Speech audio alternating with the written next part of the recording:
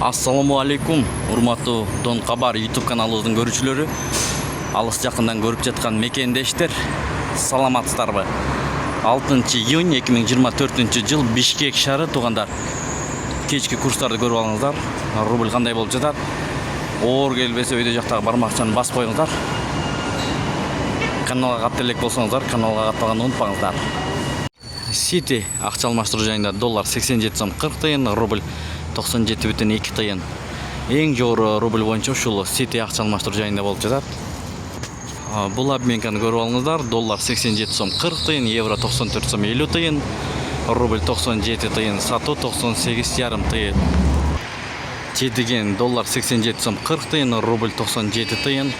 Анын жанында Азия Трейд доллар 87 сом 40 тыйын, евро 95 сом, рубль 97 тыйын туугандар.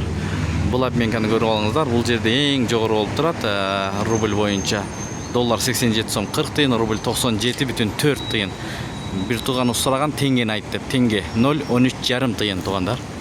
Ушу менен видеону аяктайбыз. Сак саламатта туруңуздар. Тапкан акчаңыздарга береке берген болсун.